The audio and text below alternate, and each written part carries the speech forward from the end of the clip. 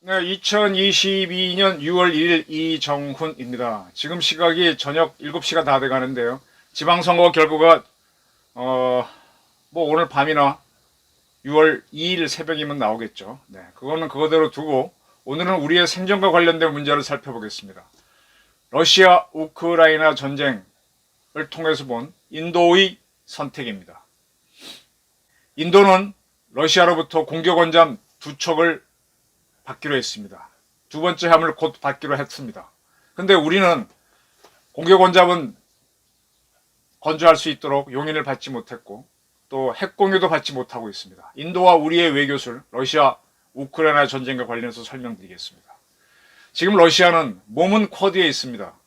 그러나 마음은 러시아에 있습니다. 왜 이런 외교를 하는지. 그리고 지금 우리나라 윤석열 정부가 출범하면서부터 나타난 외교안보의 큰 특징이 그동안 해군이 상당히 노력해왔던 공격 원잠 확보, 항공모함 건조 필요하지 않다라는 그런 대세가 만들어지고 있습니다. 왜 이런 현상이 생기는지 같이 분석하겠습니다. 5월 30일 EU 29개 정상이 러시아산 원유 부분 수입 금지를 결정했습니다. 우선 당장 러시아산 원유 지금까지 수입하던 거의 60% 정도가 차단됩니다. 연말이면 90% 가까이 차단된다고 합니다.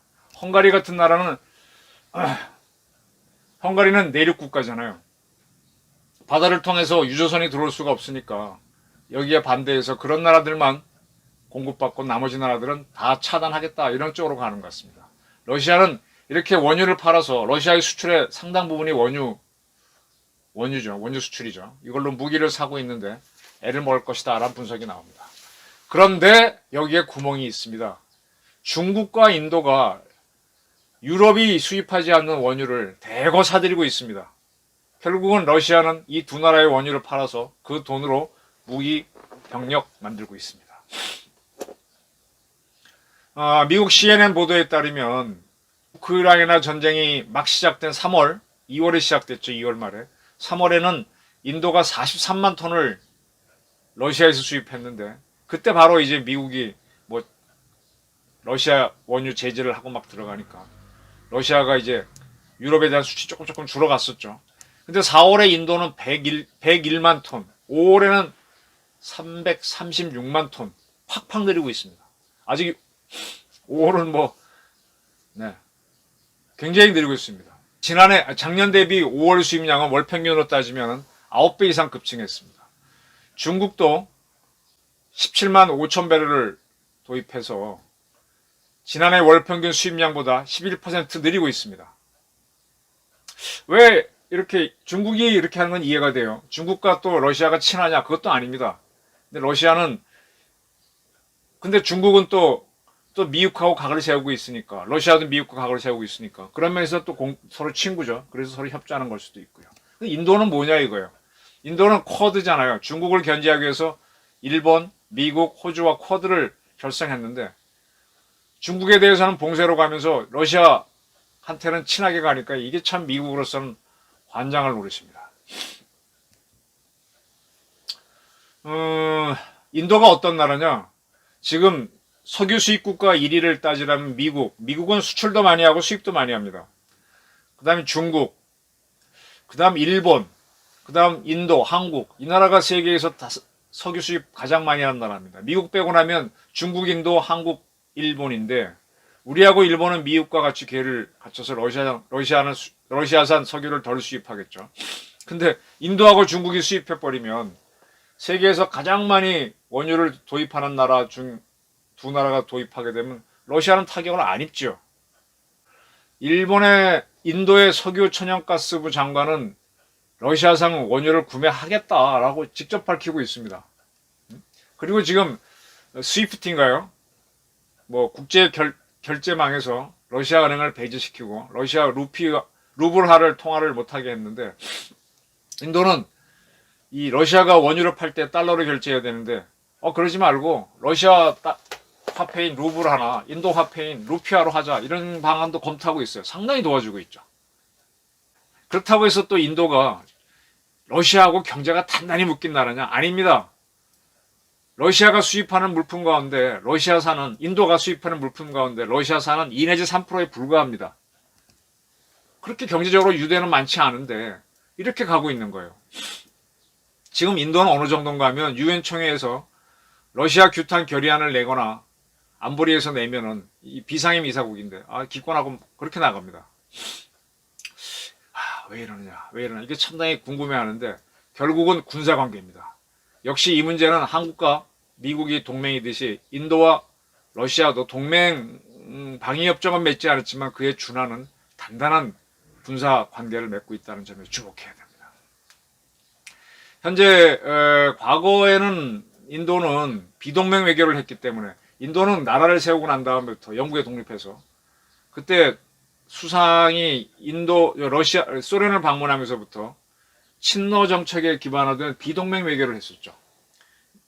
냉전에 참여하지 않겠다라고 하면서 제3 외교를 추구했습니다. 그러면서 자꾸 이제 소련 쪽에 많이 경도됐었죠. 미국은 그런 인도가 싫어서 지원을 하지 않고 영국도 지원하지 않으니까 소련제 무기로 무장을 많이 했죠. 한때는 뭐 8, 90%를 다 수입 무기의 8, 90%가 러시아산이었고 소련산이었고, 지금도 반 이상의 무기를 러시아에서 수입하고 있습니다. 그것이 지금 우크라이나를 침공한 러시아를 규탄하자 그럴 때 인도가 빠지는 이유가 되고 있습니다. 한 인도의 예비역 장성은 러시아는 인도의 핵 잠수함을 인도해준, 공격 원잠을 임대해준 유일한 나라다. 어떤 나라가 인도에게 공격 원잠을 빌려주겠는가 그랬습니다. 그리고 지금 인도는 항공모함을 하나 갖고 있는데 2013년부터 사용하고 있습니다. 이것도 러시아로부터 받은 겁니다. 인도가 강국으로 행세하는 게 공격 원잠하고 항공모함이 있어서인데 이거 다 러시아산입니다. 핵 잠수함은 저쪽에서 빌려줬다 그래야죠. 네. 이거는 어떤 의미가 있는가 하면은 과거 영국이 스스로 핵무기를 만들었죠. 그리고 전략 원잠도 만들었습니다. 근데 그 전략 원잠에 태울 SLBM을 만들려고 하니까 잘 안 되니까 미국의 SLBM을 만들어서 자기네 전략 원잠에 탑재했죠. 그게 바로 핵공유의 시작이었던 건데, 그와 비슷한 거를 인도는 SLBM이나 ICBM은 스스로 만들었습니다. 핵탄두도 만들었습니다. 근데 이 나라는 건조술이 딸려서 잠수함을 못 만들었는데, 핵 공격 잠수함을 러시아가 제공했습니다. 이게 두 번째로 또 제공하려고 합니다. 또 항공모함도 제공해 줬습니다. 물론 공짜는 아니죠. 돈 주고 줬지만 누구는 그걸 돈 줘도 팝니까? 안 파죠. 안 팔죠. 그리고 러시아는 또 상당한 전투기를 인도에 판 적이 있습니다. 미국은 인도에 대해서 자기네 무기를 안 팔아왔어요. 때문에 주로 프랑스가 좀 팔아왔었고 영국이 팔아왔었는데, 영국과 프랑스도 많이 못하죠. 그 틈에 러시아가 들어가서 많이 무기를 공급한 바 있습니다. 현재 인도 무기의 60% 가까이가 러시아산으로 추정되고요. 상당히 특히 해군은 뭐 85%, 공군은 80%가 러시아산 무기라고 합니다. 이걸 차츰차츰 줄이고 있지만 뭐 어쩔 수가 없다고 합니다. 그리고 지금 우리나라에서 천공투 방공미사일을 개발해서 UAE에 수출하고 우리도 사용하고 있는데, 천공투가 러시아 기술인 S-300, 400을 토대로 한 거죠. 이 S-400을 지금 인도가 도입하고 있습니다. 러시아로부터. 그래서 러시아가 만드는 MD에 참여하려는 그런 움직임까지 보이고 있습니다. 이러니까 인도는 러시아 편을 들어주는 겁니다. 그러니까 이제 이 국제정치에서 보게 되면은 한때 이제 소련이 무너져갖고 러시아가 이제 출범했을 때, 그때 러시아는 상당히 친미국가 노선을 걸었죠. 중국도 이제 소련과 결별했을 때는 친미 노선을 걸었죠. 그럴 때 이제 우리나라는 중국에 투자하고 외교안보는 미국에 의존하는 양손에 떡 들고 전략을 할 수 있습니다. 러시아가 처음에 이제 미국과 사이 좋을 때 우리는 러시아에서 군사 기술을 갖고 와서 SE-300 기술 갖고 와서 만들고, 이스칸데르 기술 갖고 가서 우리의 현무 2 만들고 뭐 만들고 미사일 만들 수 있었습니다. 양손에 떡 들고 있죠. 이때 나온 국제 경제학의 용어라 그럴까요? 브릭스라는 게 있었어요. 브라질, R은 러시아, I는 인도, C는 차이나입니다. 브릭스라고 그랬죠. 이 큰 네 나라가 경제 발전을 한다. 과거에 막 아시아의 네 마리 용, 한국, 대만, 홍콩, 상하이를 얘기했듯이 브릭스가 앞으로 클 거다라는 그런 얘기가 있었고, 또 상하이 협력 기구 같은 거가 있었습니다. 이런 거에 참여해서 이 러시아가 인도는 이제 같이 봤었는데, 그렇게 크다가 이게 갈등이 생기고 하니까 이제 갈라지는데, 여전히 인도는 러시아랑 좋은 관계를 유지하고 있는 거죠. 지금 러시아와 인도는 2016년에 FTA를 체결했습니다. 그리고 이제 우리 블라디보스토크에 가보면은, 저는 여러 차례 가서 보면은 북한말 많이 들어요. 지나가는 사람들 쓱 보면은 북한 노동자들이 일하는데, 지금은 인도에서 많은 노동자들이 가 있습니다. 노동자도 수출하고요. 그 다음에 MI-17 헬기도 도입합니다. 러시아 거. 2019년에는 핵잠수함 한 대를 추가로 임차하기로 했고요. T-90 전차도 도입했고, 미그 29, 수호이 30, 그 다음에 코로나가 유행했을 때 인도는 러시아산 스푸트니크 백신을 자기 공장, 자기 나라에 지어서 그걸로 자국민한테 맞추고 했습니다. 인도라고 하는 나라는 중국하고 라이벌이에요. 그래서 중국에 대해서 굉장히 이걸 견제를 하고 있는데, 근데 미국하고 관계가 안 좋고 영국하고 안 좋으니까 러시아에 의존해서 이 군비를 갖춰갖고 중국을 견제한 거죠. 근데 이러한 인도를 견제하기 위해서 중국은 또 파키스탄을 지원합니다. 파키스탄, 인도는 또 원수예요. 파키스탄도 핵무장 했어요. 인도는 양쪽으로도 핵 위협을 받고 있습니다. 근데 그런 파키스탄이 아프간 전쟁을 하는 동안은 미국하고 사이가 좋았습니다. 근데 지금 미군이 완전 철수했거든요, 아프간. 그럼 파키스탄은 다시 무슬림으로 돌아가면서, 그러면 인도는 더 곤란해지죠. 왜? 파키스탄이 미국하고 가까울 때는 미국이 파키스탄을 좀 눌러주는데, 이제 빠져나왔으니까 인도는 스스로 지켜야 하니까 러시아에 더 의존하게 되는 거죠. 그 쿼드 회의는 참석하지만 지금 자꾸 이제 우크라이나 문제에서 노하니까, 호주 같은 경우는 상당히 쿼드 반중국이 강하기 때문에 요구를 하는데 동의를 안 하고 있습니다. 러시아 침공 규탄 유엔 안보리 소집됐을 때도 그때는 러시아하고 중국이 기권했으니까 이제 이게 채택도 안 됐지만, 비상임 이사국인 인도도 기권했었습니다.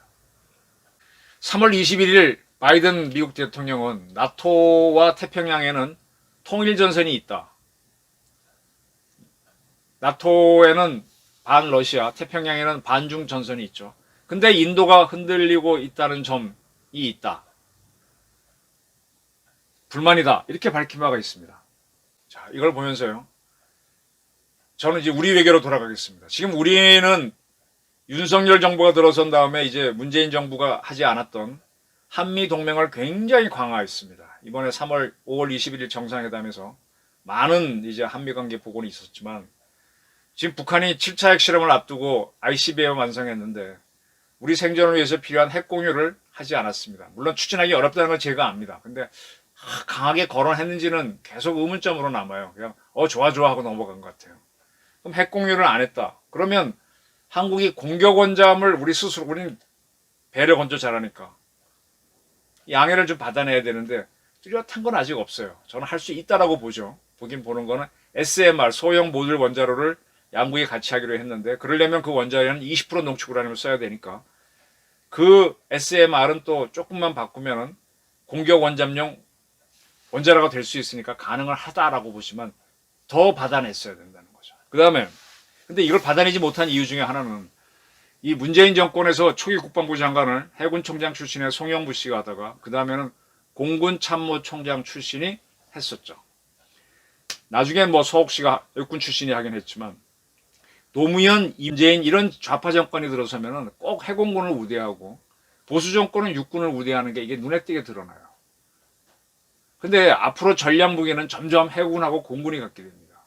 육군이 딱 다시 득세를 하게 되면 해공군이 하는 사업을 막는 경향이 있어요. 그리고 안보 문제는 어떻게 하느냐? 한미 동맹을 강화해서 한다고 하는데 동맹을 강화한다 그러면 결국은 핵 공유라든지 이런 것까지 나가야 되는데 이쪽으로 나가면 이 무기 자체가 해공군 무기가 되는 경우가 많거든요. 추진을 안 하는 경우가 있습니다.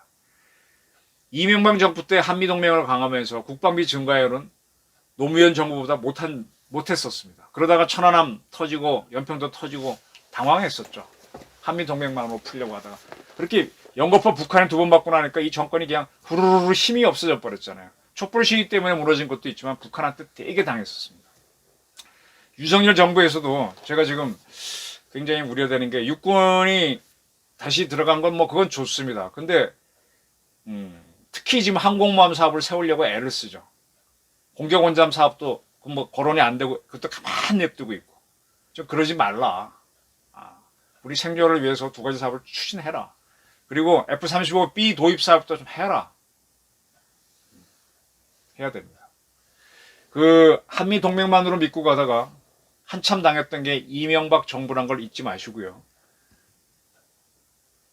지금 러시아로부터 인도가 받으려고 하는 공격 원잠 추가로 받으려고 하는 야센급이라고 하는 건데 야센급은